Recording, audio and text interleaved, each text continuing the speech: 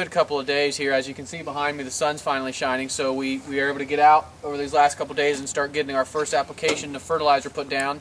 It's a little bit later than it was last year, but we're still in there as far as good conditions. The ground temperature hasn't come up yet, so we don't have to worry about any crabgrass germinating. But it feels great to be out. It feels great to have some sunshine on our backs finally. We're going to finish up this round of fertilizer over the next couple days, and then shortly after that, hopefully we're going to be putting the blades to the grass.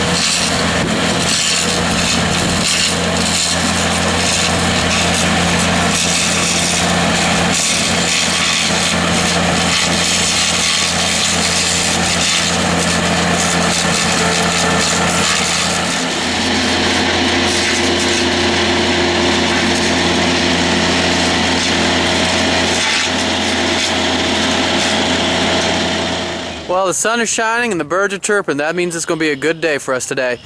We're getting ready to load up. I'm going to go finish up a springtime cleanup and mulching job that we have for one of our customers.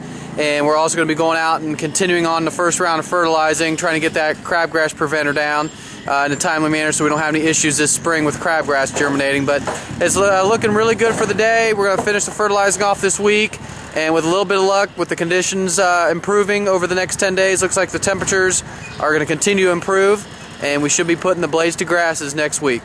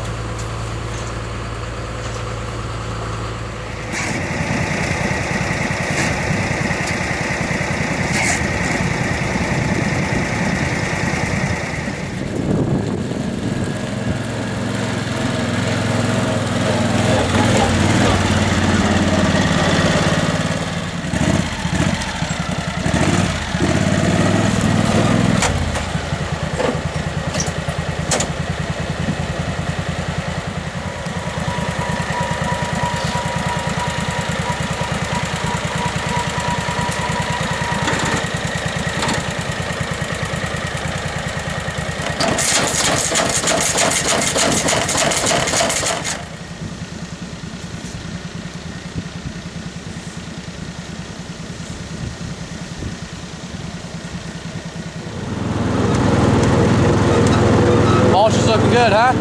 Oh yeah. Definitely makes it look good. Yeah, I can't wait to see it green up, get the shrubs and flowers blooming up, really make that mulch pop. Oh, yeah. This is a finished project Wild Bill and I have been working on over the last couple of days. Had to do a springtime cleanup, bed edging and mulching. So we came in yesterday, got everything cleaned up, put a brand new fresh edge on the beds using our bed shaper attachment for our grasshopper mowers. Then we came back today, ended up putting 5 yards of hardwood mulch down, and we are now done. So we're finishing our cleanup, gonna head back to the shop, put everything away for the day.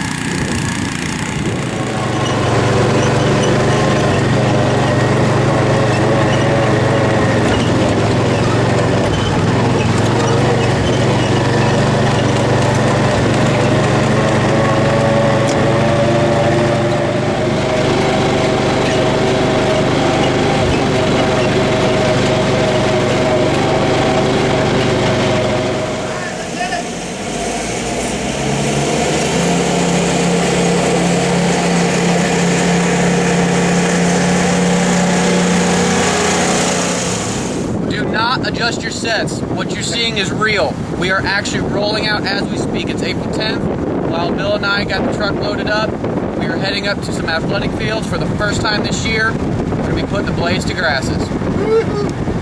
Say hi to everybody, Bill. Hi, everybody. Bill.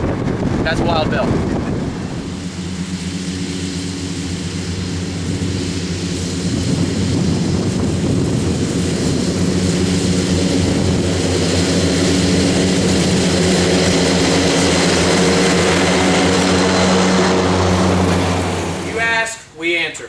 time for some viewer mail.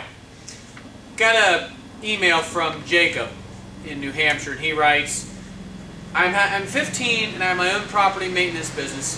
Things are not going so well right now with receiving clients. I know people might just think I'm a kid, but I'm very serious about this. Is there any good advice you could give me about receiving new clients? It's a great question, Jacob. I appreciate you writing in and asking. You know, I can relate to this on a very similar level. You know, when our business started and I started working in the business, I was right around his age. I was right around 14, 15 years old. And I can remember distinctly several times clients would question if I knew what I was doing. They would go to the foreman, the crew foreman at the time that I was working under, and they would ask that foreman, you know, is that young kid, does he know what he's doing? Is he all right to be working? And once they would find out that I was the owner's son, that kind of, you know, eased their concern. But then more importantly, once they saw the quality of work that I was able to do, and once they saw that my level of quality was the same level of the older employees, then that just completely wiped that off the board, and they were like, oh, okay, this kid is going to be fine. You know, in regards to your question, Jacob, there are a few things I could, you know, offer as far as advice goes.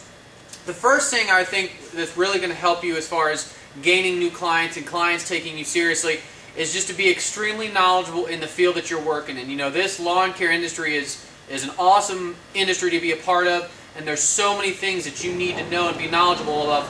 So you really want to make sure that you are as knowledgeable as you can possibly be in the field, so that way when a customer or a potential customer presents a question to you, you can answer them very, very quickly and very, you know, knowledgeable. You're going to sound extremely knowledgeable. You're going to know what you're talking about, and that's going to go a long way. You also want to know more than your competition, because there is a lot of competition out there. Everybody's going to have their own opinions on how to do things and the way to do things, but if you know more than your competition, and if you're doing something different than your competition, that's also going to let your clients take you seriously. Another thing you want to make sure is what we do. You know, look and dress the part. Look and dress professionally. Have a dress code. Have your shirts made up. You know, nice logos on them. You know, you're using a truck to get your equipment to the job sites. Make sure you got your company name and your company logo on your truck. You know, look and dress the part. Don't be showing up in, you know, torn up blue jeans and a tank top. You know, if you want to be taken serious, you need to look and dress the part. And you know, and then the last kind of thing, last bit of advice I could offer, Jacob, is the social media aspect. You know, nowadays there's a lot of things on the web that ways you can get your name and your brand and your company out there. We use a lot of the social medias. We use the website, we use Facebook, Twitter, YouTube.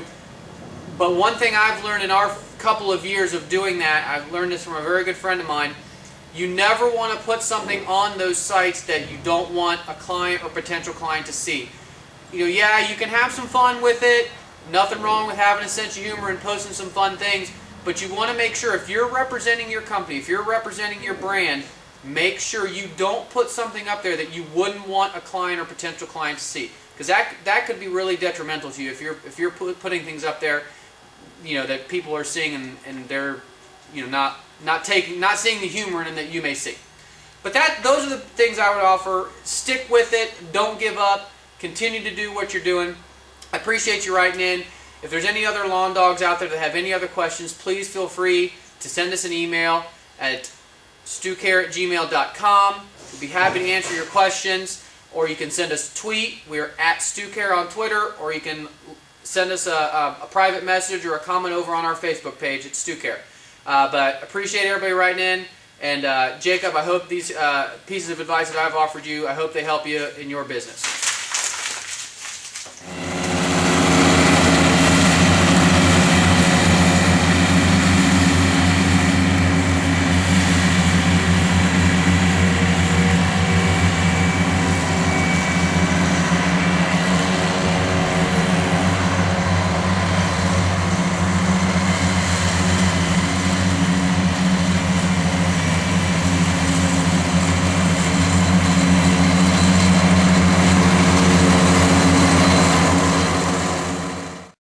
Los terroristas.